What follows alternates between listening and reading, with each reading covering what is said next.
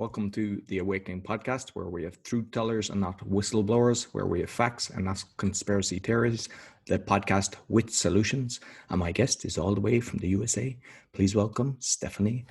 Is it Grande? Grande. Grande. Hi, Roy. Hello. Hi, listeners of the Awakening podcast. I'm Stephanie Grande. It's lovely to meet you all. So we know each other for about, I think, 4 years. We were at an event, and I think we were like the ones that would party till the end and get up early doing the yoga and all the other different things. So. Oh yeah. I'm a participant. I'm an active participant in a lot of different things. So yes, it's been my great pleasure to have known you for 4 years. Obviously, we both have been on a journey. We met at a transformational event, and our friendship continues to transform. And I'm really thrilled to be here today. Oh, beautiful. So you might just tell the audience, because like you have an amazing journey that you've done a lot of things with different high positions, serial entrepreneur, I would class as well. So you might let the listeners know who's Stephanie. Yeah. Hi. So serial entrepreneur. Yes, Roy, I think we could say that. I got my start very early on working for a family business in the late 90s.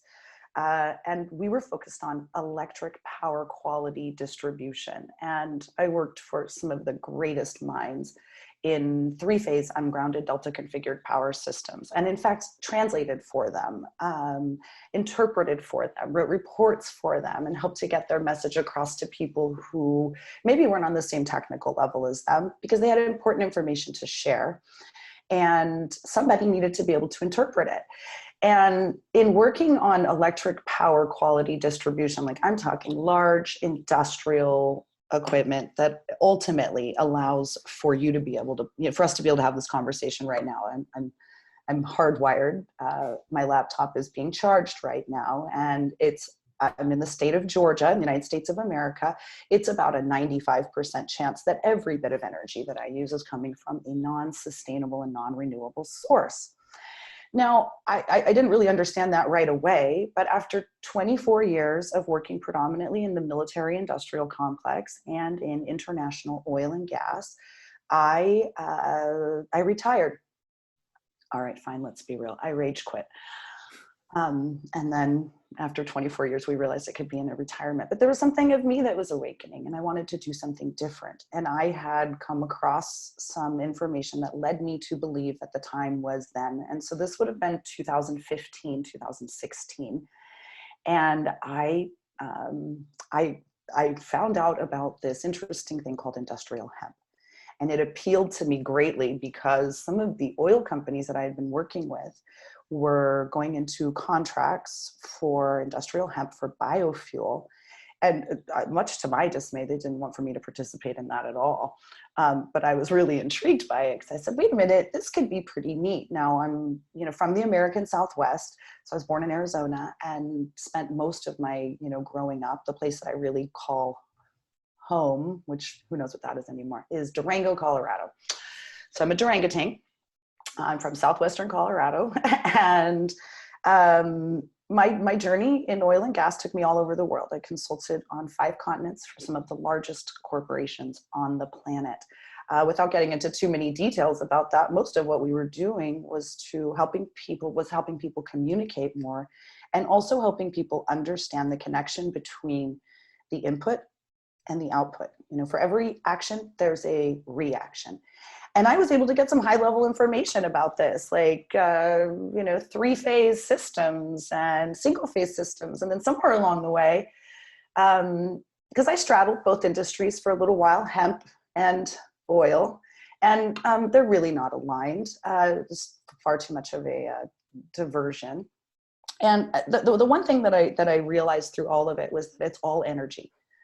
It doesn't matter how you generate that energy. For the purposes of this discussion, we'll say it doesn't matter how you generate energy, but it's how you distribute it. I can have the cleanest method of electric power generation, but the second that I connect it to an antiquated distribution system, we're gonna have all sorts of harmonic distortion. Now, we're talking about harmonics, we're talking about frequency. When we talk about all these things, somewhere along the line, I realized that that all the things that I was learning about electric power distribution and analyzing the many ways that it could fail and the difficulties that could be encountered and the quote inefficiencies that could take place, I realized that every single bit of the language that I was learning in electric power was applicable to my own energetic being. And then a bunch of Reiki healers started coming. I don't know what I did to attract so many Reiki healers in my life, but I remember, I think it was the first event that you and I were at, and someone instructed us, it was probably Vision, instructed us to stand up and introduce ourselves to the people that were around us. And I looked at this one woman, and she had a beaming smile. And so I reflected that back. By the way, the reflection phenomenon, it's a power quality term. We can get into that more later if you want. And she looked at me and she said, "Oh, what energy you have. What do you do?" And I said, "I work in energy." And she said to me, "Are you a Reiki healer too?" And I laughed. And I was like, "Well, no, not exactly." But wait, am I? But wait, am I? And it was that one conversation that got me to start thinking about how the number one thing that we would do in my electrical consulting work was to instruct people to ground and bond their equipment. Mm. And then swiftly thereafter, I kept hearing all of these Reiki healers and such. I'm not picking on Reiki healers, but I do think it would do them a bit of good to educate themselves on electrical terms because they're using them. And it's a bit like are you familiar with the movie The Princess Bride? I've heard of it, but I can't remember offhand. Yeah. Keep using this word. I do not think it means what you think it means. And so when I hear, energy workers, talking about these things, I think, well, you got to get rid of resistance is one of the things that we hear, right? Well, resistance is a very valuable part of Ohm's triangle. Anybody who doesn't know what Ohm's triangle is, go check it out. It's very, very, it's basic electrical theory. So I just started to see connections between things, and I realized that I wanted to be a part of something better. I'm a mom. I have a 16-year-old daughter, and she's amazing. And I feel like it's my responsibility to give her better than I had. Now, does that mean I've been through struggles? You bet. And hopefully I'm showing her how to stay aligned through all of them. But so after having all of these, revelations and things, I finally walked away from the oil industry completely. I was at a conference in Oman, and I was delivering a technical presentation on variable frequency drive topologies and their associated output power quality harmonics. And I looked around the room and I realized this is the glass ceiling for me. I don't go any higher than here. I wasn't an engineer. I didn't have an engineering degree, female in the Middle East, and giving a technical presentation that I didn't write. And I thought, well, that's it, right? Dropped the mic, and that was my introduction into going 100% into hemp. So I started a farm. And if you'll remember, we went on this big journey, and I said I was going to flood everybody's inboxes and everybody's timeline until industrial hemp had been removed from the controlled substances list. And and they've done that now, and there's still a whole lot more to be done. And I encountered a lot of conspiracies, a lot of other junk along that way. It's funny thinking, oh, hemp is such a powerful, positive force. Look at all the great change that it's going to bring about. And, there's so much money in it that it brought about a lot of tomfoolery, shall I say. And I wasn't thrilled with that either, and so I said, okay, well, I'm being inauthentic by just supporting industrial hemp, and thought, well, it's, the whole cannabis plant, right? This industrial hemp thing is just a created division anyway, because the cannabis plant, it doesn't necessarily naturally want to grow with cannabinoid levels that are below certain thresholds that are established by some governmental agency.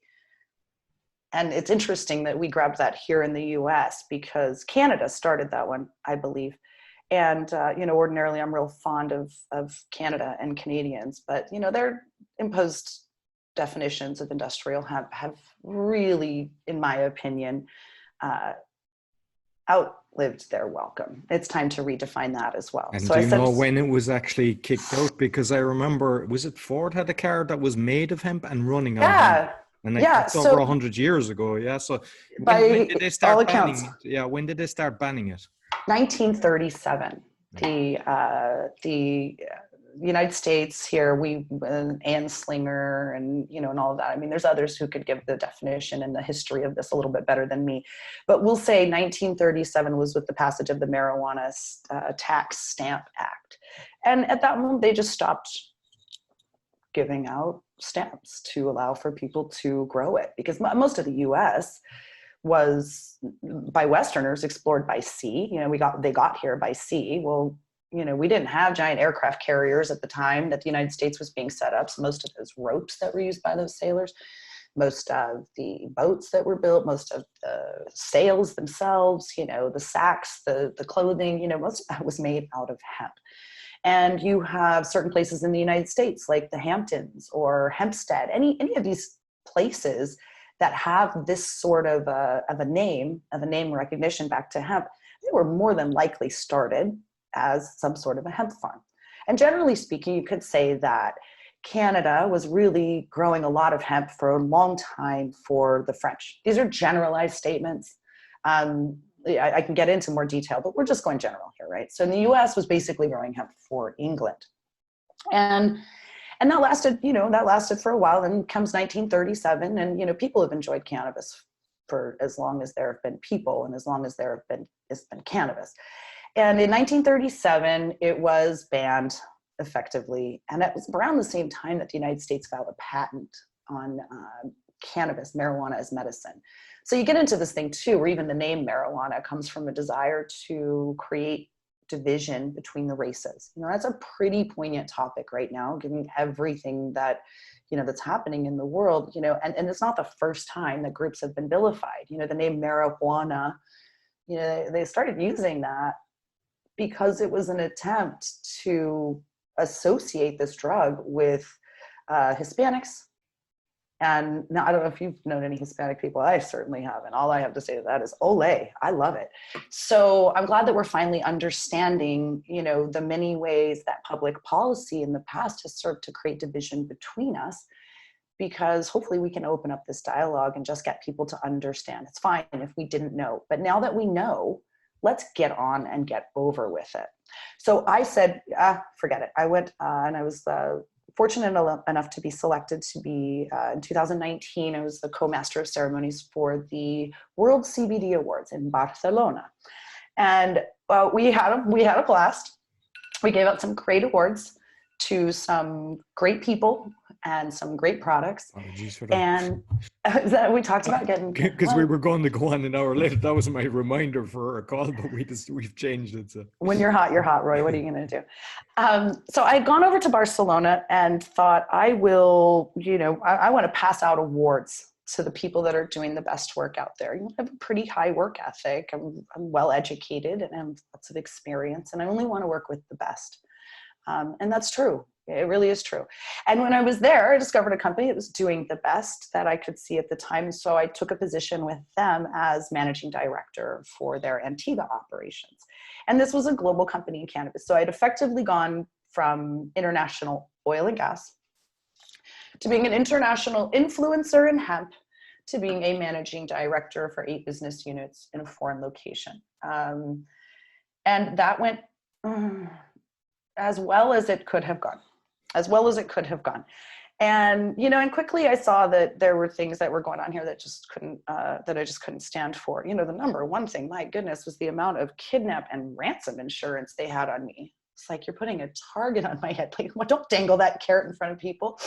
But this just came back to just understanding that regardless of the industry, the tactics that are used by big business remain the same.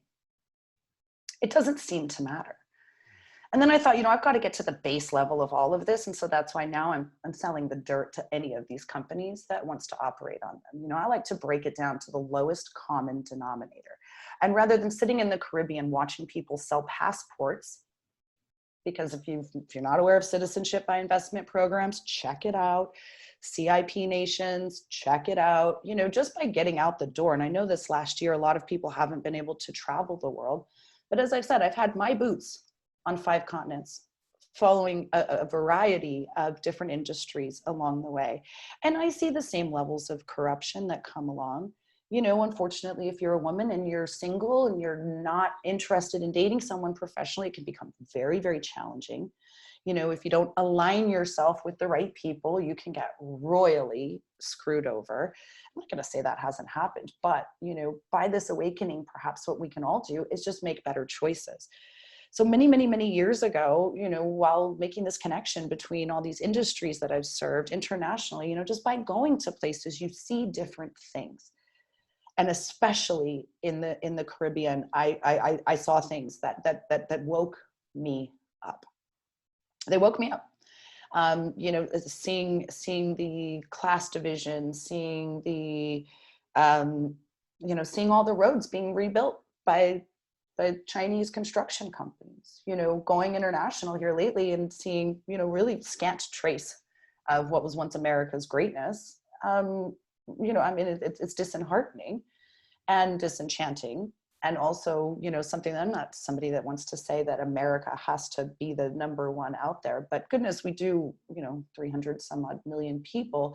We got some great ideas. I don't think we're being adequately represented in the international stage right now, but, you know, hopefully more of us that have a little bit of a reasonable take on things and a desire to communicate openly with others. Hopefully enough of us will be able to have the opportunity to stand up to remind the world that, you know, America still, we still have some good stuff going on over here, guys. Don't write us off just yet.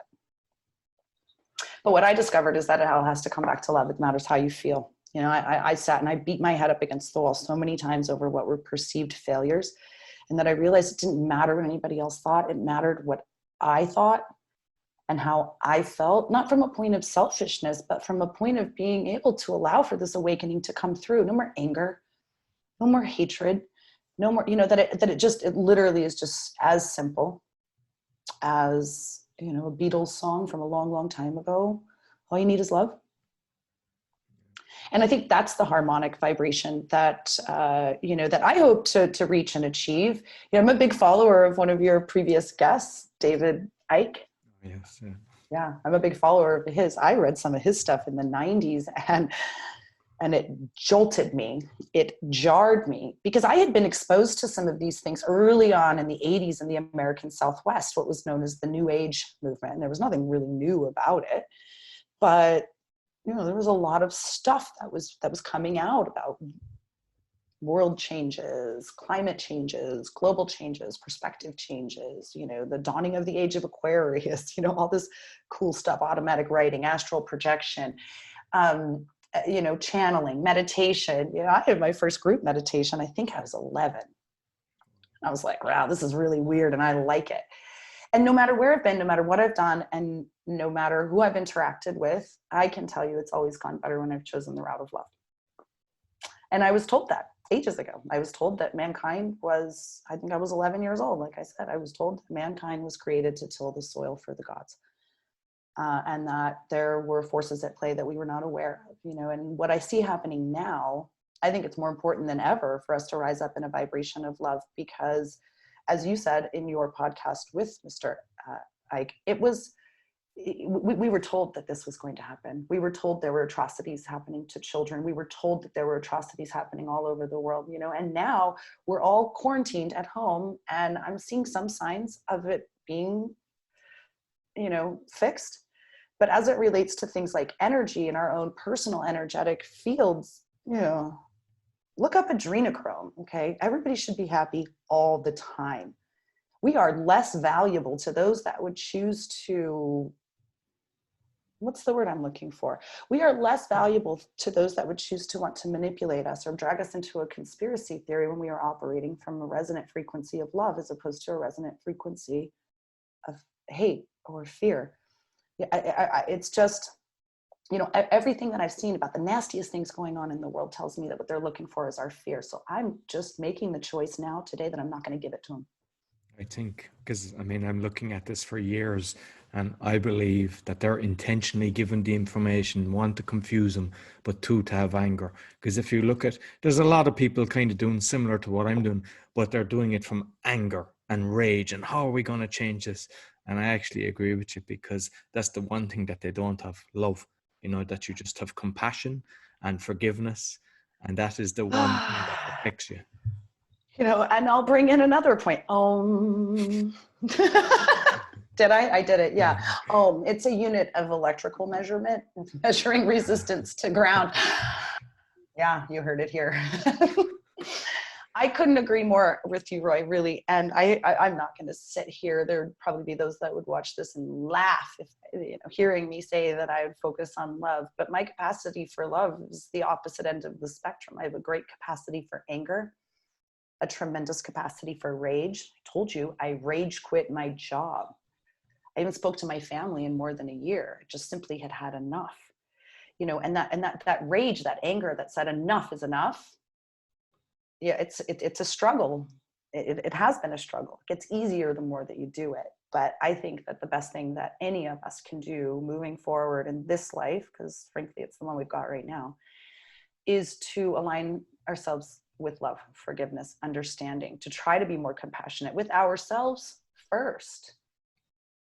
Definitely. With ourselves first. The biggest battle that I've ever had to wage is the one internally. Do I have it mastered? If I said that I did, I'm one of those that like karma likes to come to me immediately or quicker. To say that one is perfect, no, I am on an amazing journey towards self-mastery.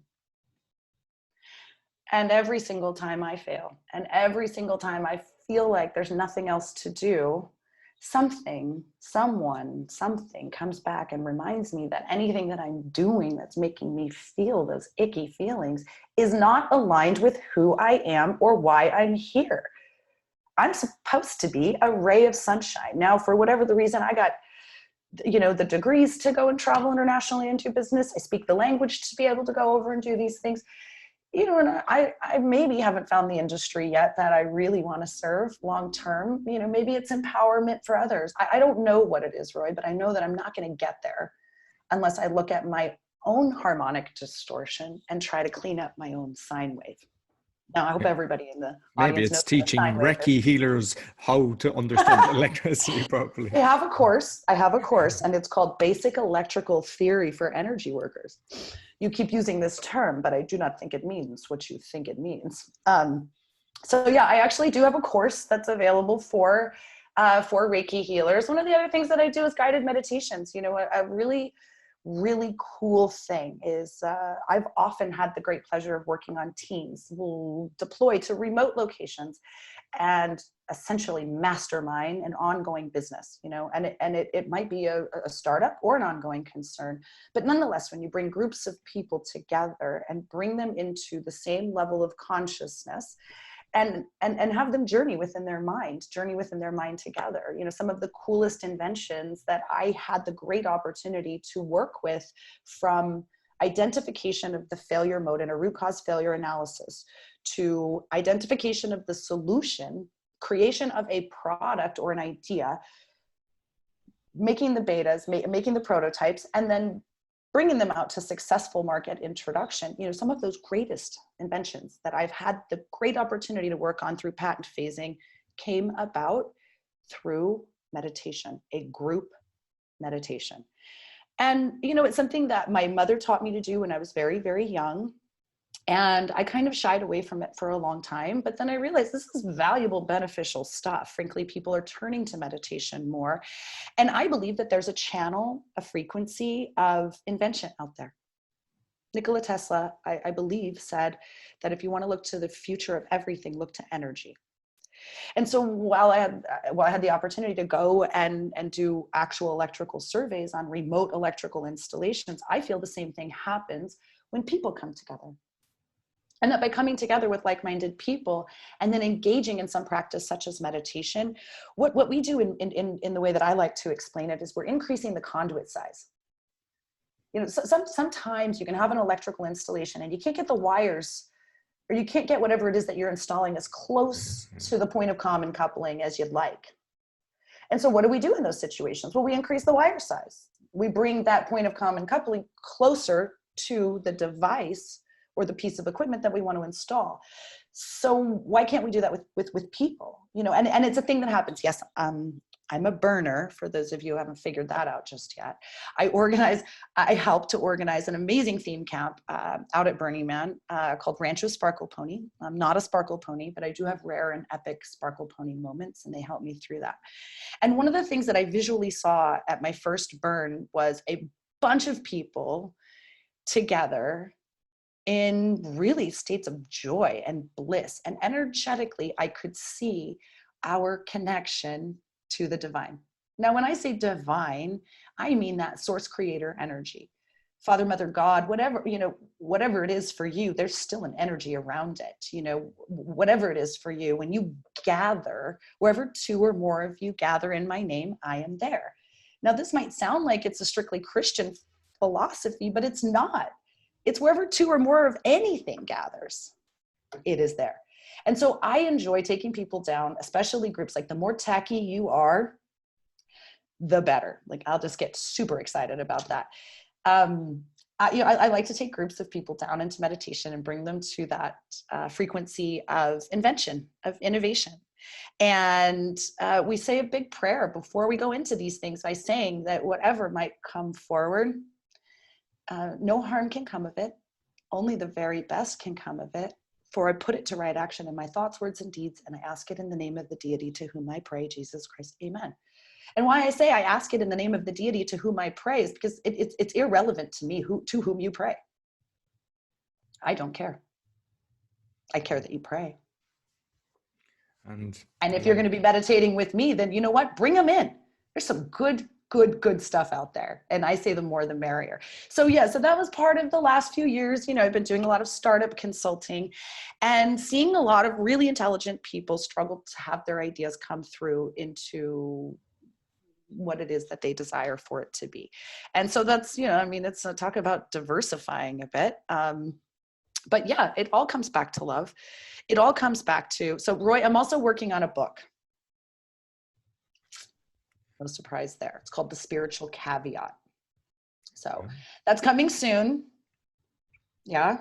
Now I've said it out loud. It's definitely coming even sooner. I keep you accountable. So that spiritual caveat really for me is that, you can ask and you can want and you can manifest anything. But where's the harm in, before you manifest it, saying no harm can come of it? Only the very best can come of it.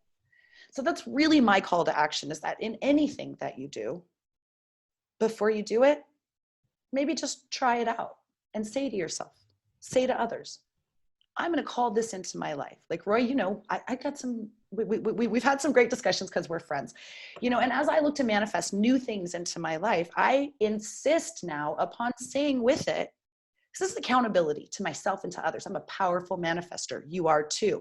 And you are too. And so are you. And manifestations for you, and manifestations for you, and for you, and for you, and for you, and for you. But some of you that might be powerful manifestors might find yourself in the same spot that I'm in, and that you're so good at it that you forget to create the space where you want it to come in. And I'm guilty of that. And I'm going back to the place where no matter what it is, no matter what conspiracy I might be up against, I genuinely believe that mankind as a result of alien intervention into the evolution of Homo sapiens. What am I going to do about that? What am I going to do about that? Hate the part of me that's divine, hate the part of me that's from Mother Earth, get angry that, that our souls are being fed upon, that our planet is a mining outpost, essentially? No. The first time that it came to me that the answer was love was after reading David Icke's book, The Biggest Secret. I couldn't even, I was like, this is some really messed up stuff. What do I do about it? And like any good woman, I flipped right to the end because, I genuinely think that I know what order this stuff should go in better than others. And I was relieved to see that the last chapter of that book, if I recall correctly, was all about love and all about how they have no power of you. Those that would choose to oppress you have no power over you when you are not. Yeah. I have a little video where I did a video review of that one too. I think you've seen it. Yeah, I've seen it too. That's what got me started and made me really start thinking about how important it was to take back our control, or whether we ever had it or not. Frankly, mankind is capable of this vibration of love, and it feels really good. So why not do it? And I sat with that for a few years. And then when I was going through a pretty decent struggle moment, I was skydiving a lot, and it was really all I wanted to do. And then I accidentally broke my foot and I couldn't skydive for a bit. And I literally tripped and fell into an ashram, a global meditation center called the Sahaj Marg here in Molina, Georgia. You probably haven't heard of it because it's pretty out there. And I literally tripped and fell. A friend said, hey, I found this meditation place. I took a wrong turn, but I think I found it for you. And I went there. And with groups of 200 and 300 people, I meditated, a transmissive meditation on the presence of divine love in my own heart. And then it hit me. Love is the answer. I don't always get it right. But I can get it right, back on track when I return to love. And some might say, oh, this is, basic level stuff, but it's not. I've run hundreds of millions of dollars of, organizations that were valued in hundreds of millions of dollars. And the only thing that is gonna get me through this life is love. And so that's why I think that that's probably the biggest conspiracy theory out there, is that anger changes things. Not in my experience. And I think if we just quit giving up our power, then, maybe, just maybe, we can overcome some of the difficulties of uncovering some of these conspiracy theories and just rise up into our rightful place in the cosmos. But that's not going to happen if we're trying to kill each other, if we're trying to browbeat each other, and if we're after the almighty dollar. Gold, folks, the gold of the gods. Where did it come from? Why was it so important from early on? Why is it so important today? You know what I want for Christmas? Gold bars. Can't eat it. I'm not an aerospace engineer, so I can't pulverize it and put it into, but hey, it seems really important. So why don't we get some? If you follow the gold, it'll tell you the story of mankind, why we're here, how we were created. And it doesn't really matter, because I'm more interested in where we're going. And I hope to continue to be a part of the discussion that allows for us to see that anywhere that we're going that's not centered on love is not a journey that we should be taking. And you've obviously seen a lot of stuff in the oil industry. Is it possible that we can, because definitely attacking them, or, because everyone knows how it's done. It's all about the money, they're going into the different countries and everything. Because I believe it's going for the individual. Because you had a shift, you were in that industry, and then you got I think that the more people that kind of get into this, I know a lot of people, they hear about meditation and they think it's a sect, and that it's, this is not what I need to hear about. But coming from, how do we get more people, especially in that industry, to actually, let's say, wake up? And well, I think first of all, though, it's a great question. Yes, I've seen some stuff. Yeah, I've heard about some stuff. Yeah, I've been aware of some things. The first thing is that we should consider strongly, and when I say we, I mean as a collective consciousness. One of the things that we could do is we could stop rewarding them, whoever they are, for doing bad stuff. Right now, one of the only ways that oil companies can really make money in renewables. Oh, did I lose you? No, you're still there. Oh, okay, sorry. One of the only ways that oil companies can make money, I'm talking about the bottom line, in investing in renewables, is by not actually making them work. Think about that. I mean, to set up a solar array, for an oil company to dabble in biofuels more meaningfully. Most of these programs do not get their feet off of the ground because there's no money in them. right? So it's following that ever loving dollar or euro or pound or whatever your local currency might be. It's bullshit. I know I said I wasn't going to swear, but I'm here to tell you your money is bullshit. Our money is bullshit. And their money is bullshit. You know, to work for our planet now, you know, there has to be a different type of commission schedule, if you will. And while we're waiting for these big industries that are you know, that are effectively in control right now, while we're waiting on those industries, the sooner that we realize that our collective consciousness is the best currency that we have, our collective consciousness is the best chance that we have.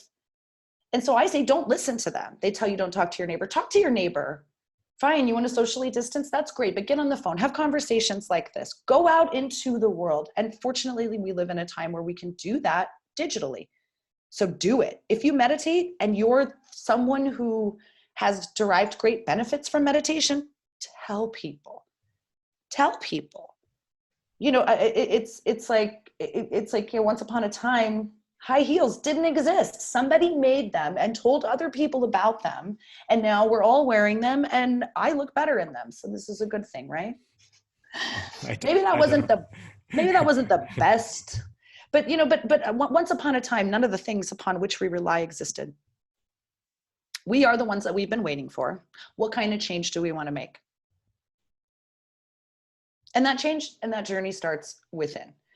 So when we look at all of the folks that have been able to achieve the greatest move forward, you know, pivotal decisions along the way, pivotal things that happened along the way for humanity to progress beyond living in caves and, you know, and spewing ink out of our hands. And I mean, you know, I guess we've come a long way. We've come a long way. We still have a long way to go. And I think the biggest thing that's working against any of us is believing what we're being told. Because it's what we feel and what we are. And how else are you going to get in touch with that unless you're taking the time to center yourself and to meditate for yourself? You know, at this moment of silence, take it. My goodness, if someone's offering you a moment of silence, close your eyes, fall in love, and stay there. End of story. Yeah, and people think I can't be quiet, and they're true some of the time. But it's a reminder for me when someone introduces a moment of silence. Close your eyes, fall in love, stay there. So yeah, so I mean, you know, these are the points. If you know, if you're not willing to get up early, stay late, work hard, do the hard things, pick yourself up after you've been knocked down. And if you're not willing to do it from love, frankly, I'm not sure, you know, I think you're an endangered species. And I think we have enough of those on the planet right now already. Why don't we be the vibrant beings that we were meant to be? Shake things up a little bit, you know, if you will, awaken.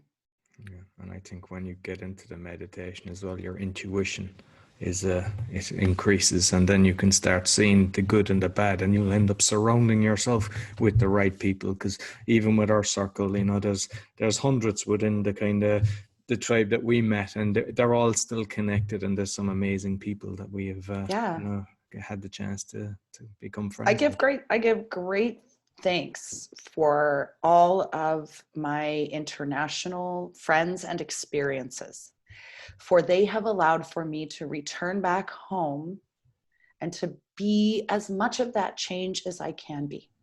I can't change it for you. I can't change it for them. I can't change it for you or you or you or you. But I can change it for me. And just by living life a little bit differently, you know, just by showing up, you know, a little bit bigger. Now, most places where I go, people say, oh my God, I'm so inspired by you. They can be inspired by me as a raging lunatic, or inspired by me as someone who's focused and someone who understands that at my base vibration, I am love. Well, I'm going to stand up and say, maybe this is our call to action, Roy. I'm going to stand up and I'm going to say, I'm going to be more loving with myself and with others. I'm going to be more understanding. I'm going to be more awake. I'm going to spend more time illuminating as opposed to darkening. How do I know that these are the things that I want? Because I've spent a fair amount of time on the opposite end of that coin. Does it work? Does it make me feel good? No. No. Is it how I want to be moving forward? Absolutely not. Absolutely not. But the right answer and the right approach and the right industry, it almost disappoints me these days. We hear all these terrible things about, those that are in positions of power and all these big industries. Well, fine. Start a new one. None of those existed at some point. And if you think you can't do it, then go and find the people who can and make yourself indispensable to them. This is like the best advice that I could give, to anyone, but whatever you do, don't become a Renaissance painting and just sit around with your tits out on the sofa just because there's nothing going on. There are things going on. And this time right now, when we have this opportunity to gather our own strength, I just hope that what we'll all do is to recognize that everything that we've been told is a lie. Exactly, and question everything. And just going back to the forgiveness thing that you said, what I have learned is we've all been through we've seen things in different companies or just people around us or different businesses. And when you're thinking of that, it's like the memory of pain poisons us. It's we are feeling it. And Yes. So if you're coming home and you're working in the bad industry, say, it's in you, you're thinking about it.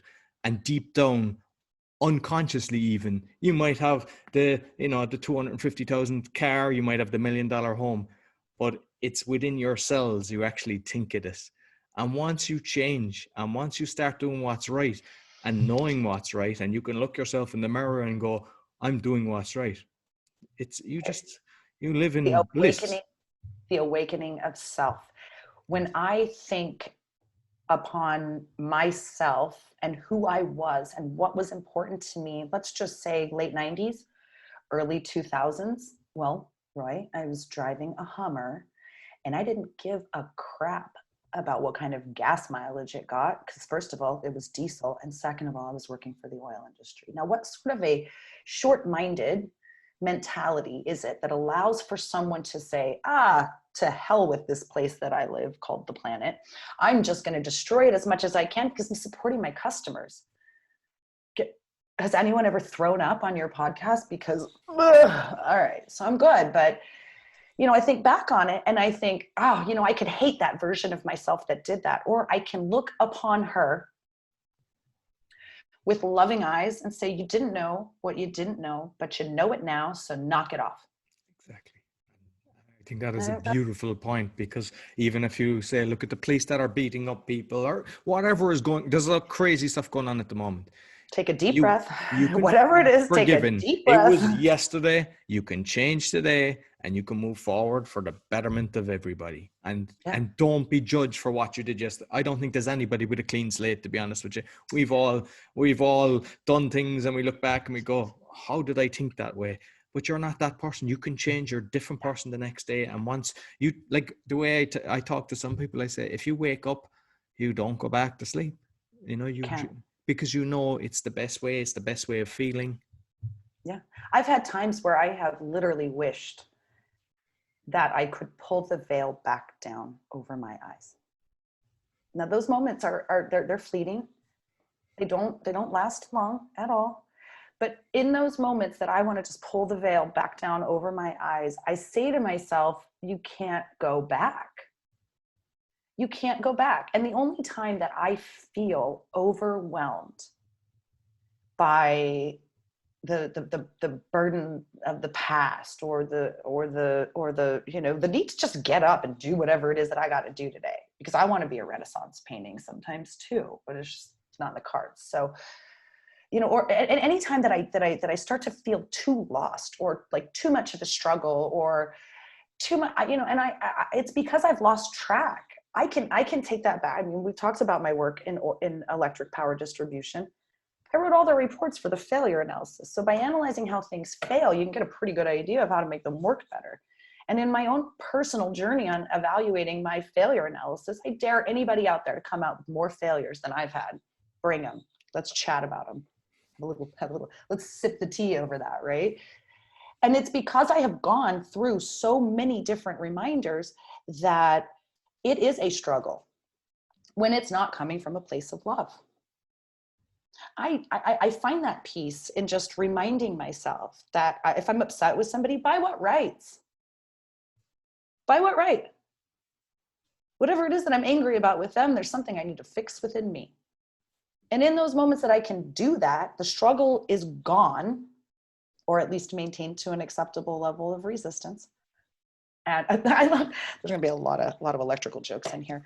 Once I get back to that place of love and I understand that, maybe my role in this life is to just help facilitate change. Maybe it's just to hold space. Maybe it's to take groups of people down in meditation. Maybe it's to just continue to work on myself. I don't know what it is, but I know that if it's not based on love, I'm not doing it. I think even with your family and your daughter, once you're doing it within, you're an inspiration to her. She sees that rather than an attacking. Because, if you're in a home with somebody that's aggressive and that they're working and they're not happy in their environment, it'll rub off. It's a ripple effect as well. So once you can change that, you will see the change in the family alone. Absolutely. Absolutely. And that always begins within. I am not a victim. I refuse to be a victim. The "oh, poor me" mentality, I'm sure I have no right to ever act a victim, no matter what's happening for me. I have my brains. I have this amazing body, very flexible of body, flexible of mind. That means there's always a chance for me. You can see that I have electricity. You can, I haven't lived in utter despair, which is why it's so important for me, I think, to continue to operate from a frequency, just to refuse to operate on any level other than one of divine love, because there are actually people who are being victimized out there. I'm not one of them. That means I have to be a part of the change. I can feel sorry for myself. I've lost jobs because I wouldn't put out. I've lost jobs because I wouldn't go along. And you know what? Look at me, still standing here. The only thing that has stayed with me through all of it is that knowledge that I am, at my core, love. Sounds cheesy, doesn't it? It actually sounds so simple, but once you actually realize that and start doing that, you will realize that it's the answer. And even David, because a lot of people, they mock David from something he done 30 years ago. But the one thing he's actually saying, and if listen to the stuff he was predicting coming true, but the one thing he keeps saying is love. It's all about the love. I wouldn't have probably given that man or his book any credibility if he hadn't given such a simple and poignant answer. And for me, it served me well, that understanding that love is energy, that love is a base level vibration, and understanding that it's something that I can achieve. And that anything that, that when I'm operating at love, you can't hit me with your hate. Not that you're trying to, but it rolls off my back. Exactly. Whatever. They don't know I'm just a bundle of love. Look at me. My base frequency is love, love, love. And, not only will those that would choose to do you wrong fail to get through, what you'll find most often is that you gain 3 or 4 new people in your circle that are all about that love. Exactly. And so the more of us that do it, and so I would say if you start going into that pit of despair, start going into poor me, this, that. I'm not saying whoever's listening, I'm not saying you don't have a right to feel sorry for yourself, but if you can reach for love, even if just for a second, then your healing has begun. It is within each of us. It is within each of us. I think too, even more important now, it's an election year in the United States. I think everybody kind of noticed. Things are getting ugly. Things have been ugly. And, for any of us who still has their wits about us, I would just ask my request of any of the listeners here, please, please, please, every time you think about us, every time you think about what we're going through, Can you please hold us in a place of divine love? I will meet you there. Turn off the TV, the election, the advertisements that we're getting bombarded with right now. It's just turn that off. Just smack that right out of your hand. Just turn that crap off and look at what you can do. You know, those small steps that you can take as an individual to reclaim your space, reclaim your country, reclaim your environment. And it's love. And it's love, and it's compassion, and it's harmony.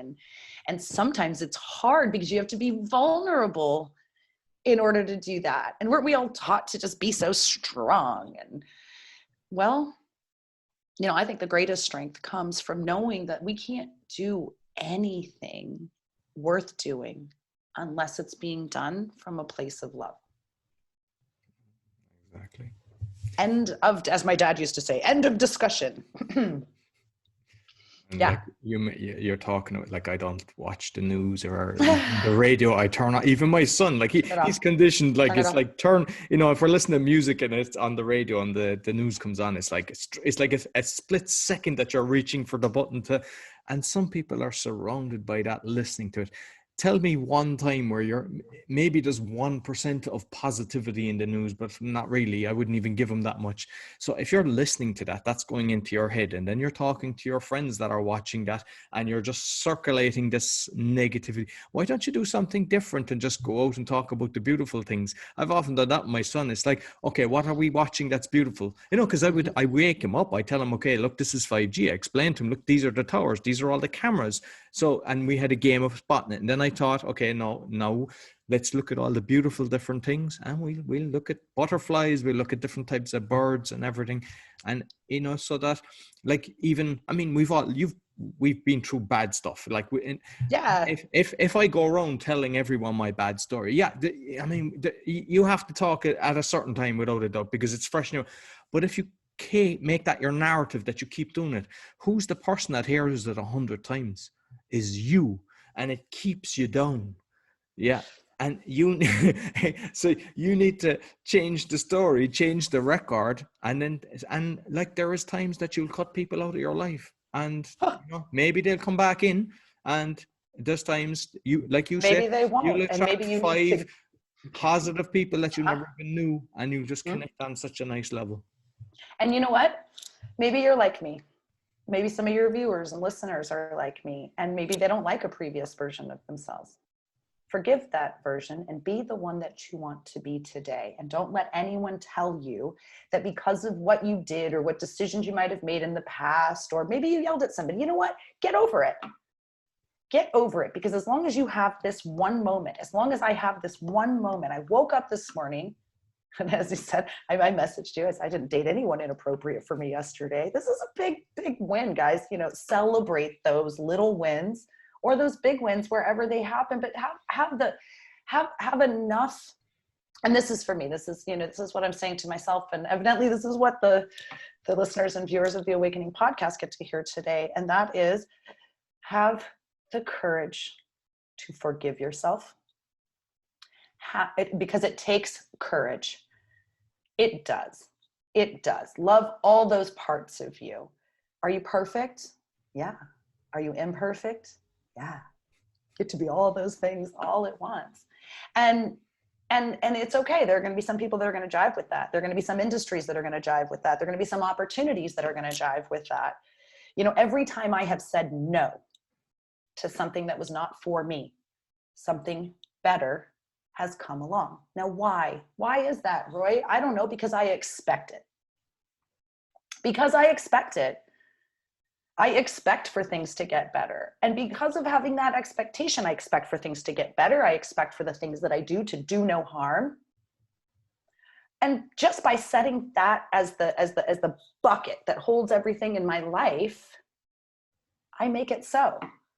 So if I choose to wake up every morning and get pissed off about the fact that we still can't grow hemp in Georgia meaningfully, or get pissed off about the fact that cancer is just killing all kinds of people, and it doesn't necessarily have to. I get angry about all of that stuff. Or like you said, I can wake up and I can look at a rose. I can look at a rose And I heard something recently that made me think, about it. Maybe this is just an empowerment thing, but I read something recently that said, oh, that bloom is past its date. That bloom is past its date. You got a rose and it blossoms, and then it's past its date. You know what? It happens to roses. You're not a rose. You're not a rose. You're never past your date. You're never past your ability to be able to do something. And if you have nothing better to do, then maybe just sit out front in front of your house with a smile on your face and just get that gift out to yourself. Because when you're smiling and you're giving that smile out to others, this is emotional currency. And maybe if we spent more time trying to build, our emotional currency as opposed to our, whatever that currency is that you're using, but I know that, I know that it doesn't, we don't have to do what they say. And change comes from within. And if it wasn't for a whole bunch of people wanting to do something different, none of us would be here right now. So you're one of those people that wants to do things differently. I'm one of those people that wants to do things differently. And rather than imposing all this differentness onto the outside world, I would say that the first place that we need to start getting different is in how we think, act, and speak with ourselves. It's all energy.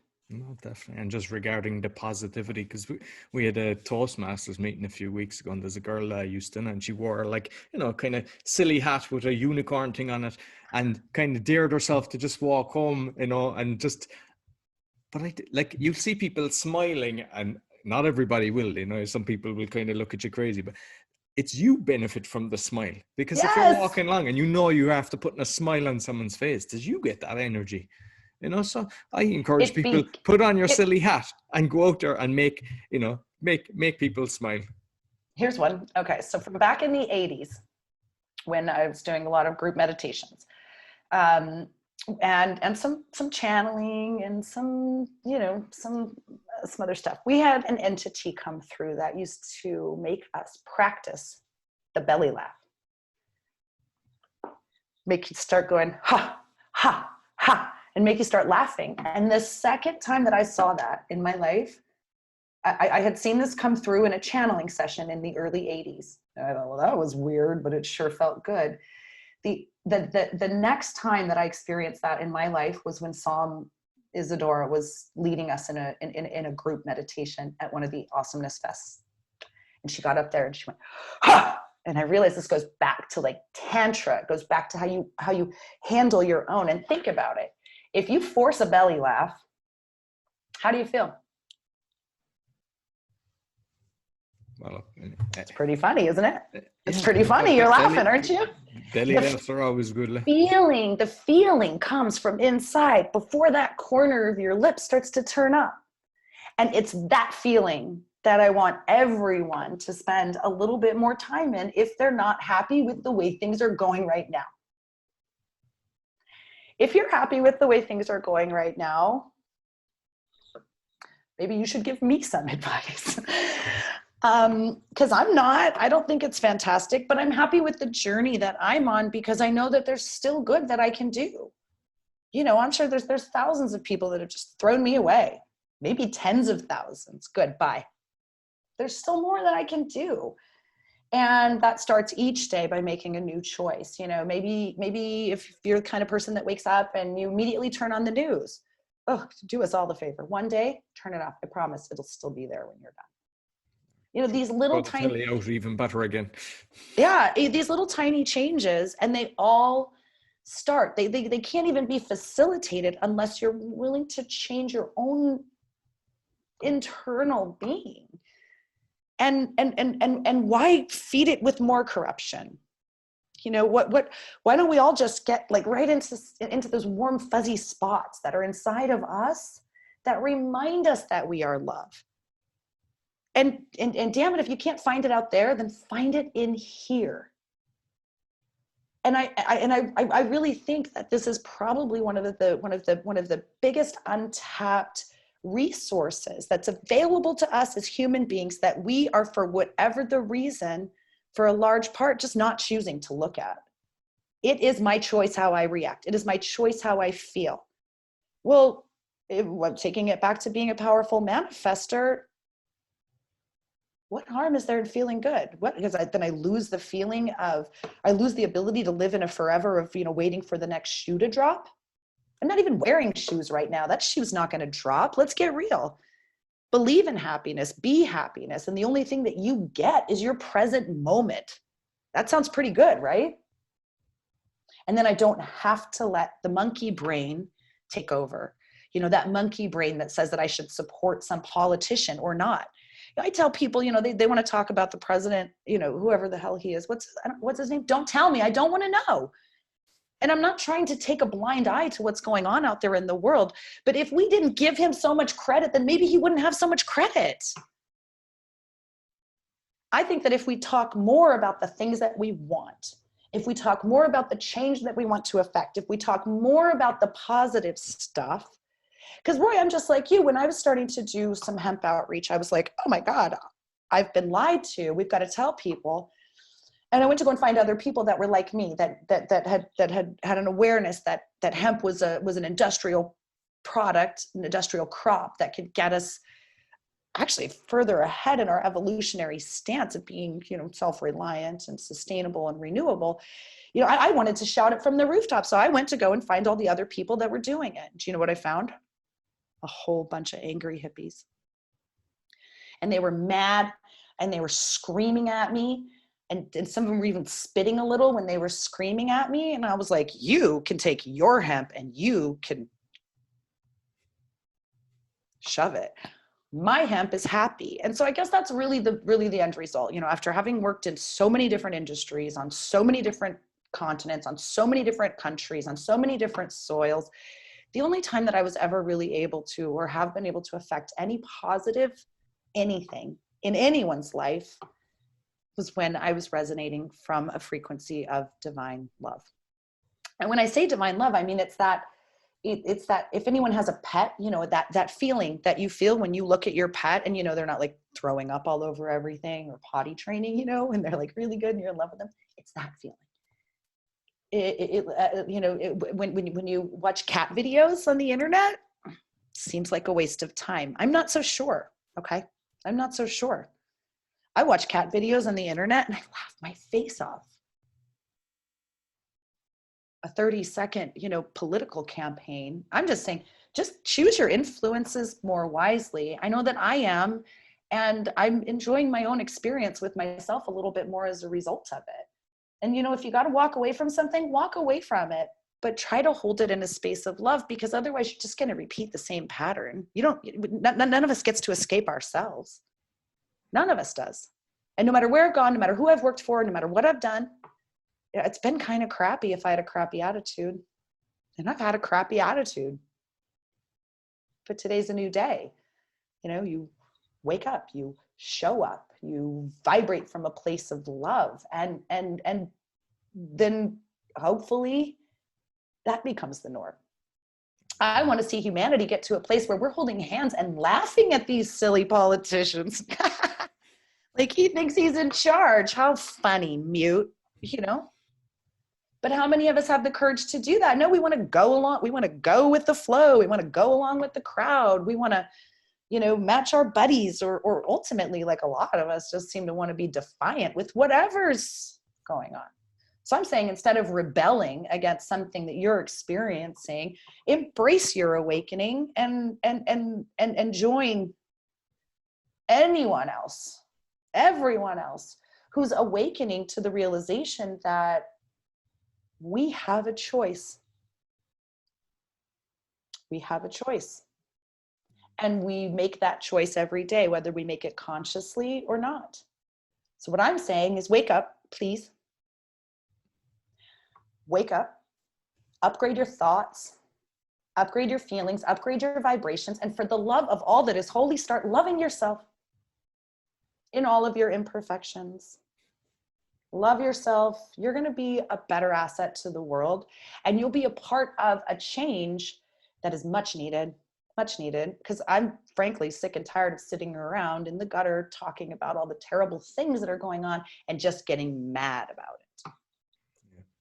What does that do? It doesn't. I become a part of the problem. I become a part of the problem. I've been a part of the problem enough to know that now's the time. I'm the one. What am I waiting for? And it's just, it just comes down to just love yourselves, right? Yeah. Love yourselves, clean up your own electrical frequency, clean up your own vibe, change starts within.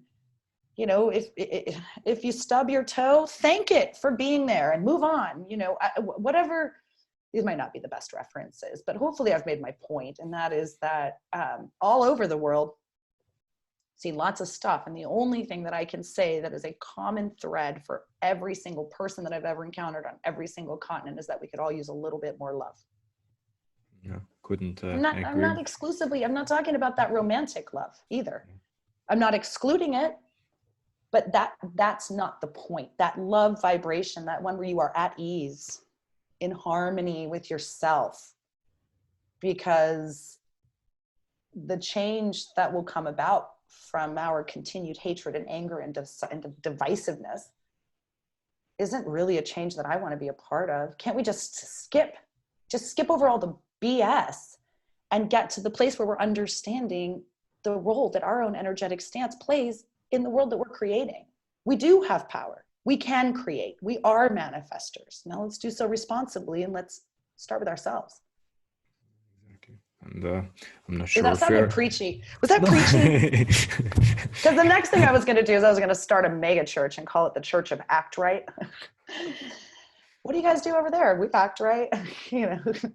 Chug a big mug of one thing I have is the meditation podcast, and I've got people from, because with the circle that I've got, so I wasn't aware you were doing the meditation as well, so you must send me some meditation, and the listeners will be able to listen to that as well, because they'll feel the love and the passion coming from you. It's a thing, man. It's a thing. I used to think that my existence was a mistake, but oh, goodness gracious, what a waste of a lot of creative energy and experiences for it to have been a mistake. I'm not doing today what I thought that I would be doing for the rest of my life. Thank God. That's the thing. You can change. If you're in a place that you don't like where you are, you can change in the click of a finger.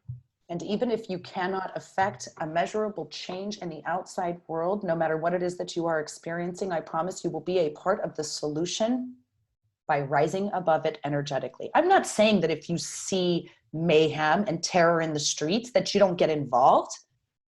That's not what I'm saying. What I'm saying is that your love and your capacity for love and your capacity for positivity is 10 times, if not more powerful than any rage that you could ever feel. You'll know better when to act, and you'll be more efficient at it. If I want to jump into a situation or come and overturn an industry, if I'm approaching it with some heavy negativity, it can't possibly be the change that is right. And so I'm saying all of us humans, let's get right about the type of world that we want, talk more about what we are creating and what we want to create, and less about criticizing what's in place right now. We have quite enough material out there that we can look at to help us analyze why these systems are failing. And in my opinion, they are. Global systems, our own national systems, local, federal, state, international, whatever.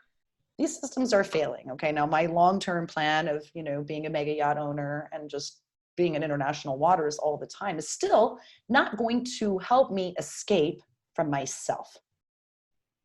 Whether I was going to school in France or leading technical presentations in Colombia or Venezuela or Australia, Hong Kong, no matter where I was, there I was.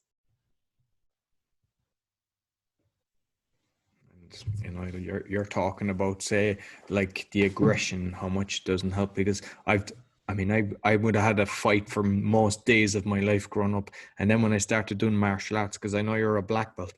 I am. I'm not allowed to haul off and hit people anymore because I'm registered as a deadly weapon.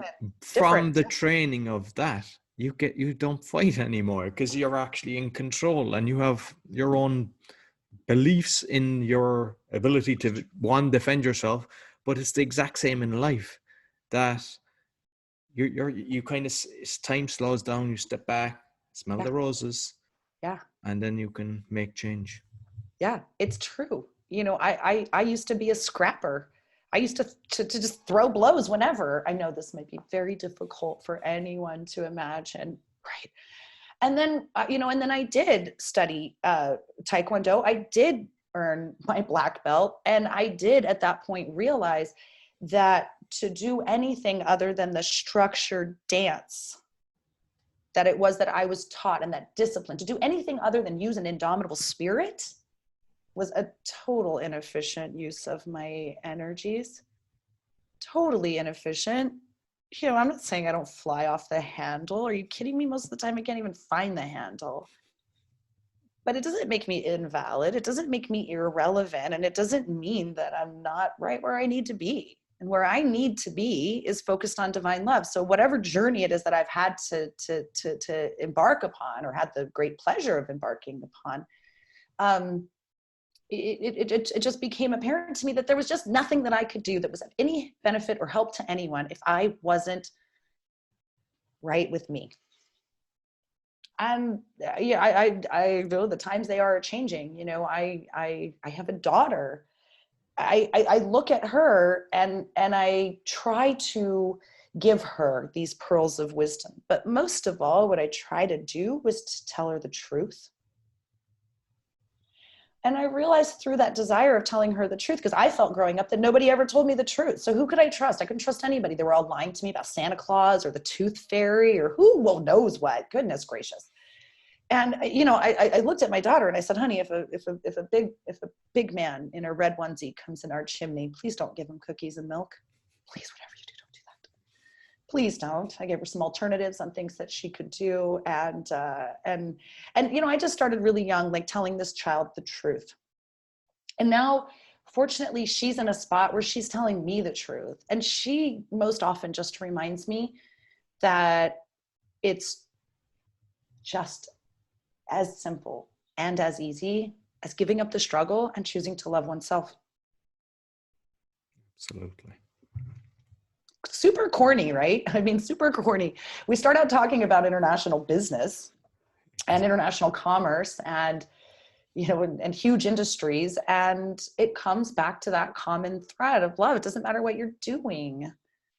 Do it with love. Do it with love. And and those folks that are still out there working in the petroleum industry, great. There's more solutions out there than the ones that you're currently employing. Use them. Okay. Those folks that are on the water planning committees that I've been a part of, that Florida is suing us over water quality and supply issues on the Flint River. Another note, if you're going to be an inland waterway in the United States of America, do not call yourself the Flint River. So we know that these things are going on. And so for anyone who's involved, here's the call to action. You see something you don't like, change it.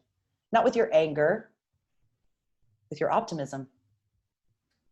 Because if you can't find optimism in love, and I can't find optimism in love, and nobody else can find optimism in love, then maybe the best thing that could happen would be for us to end.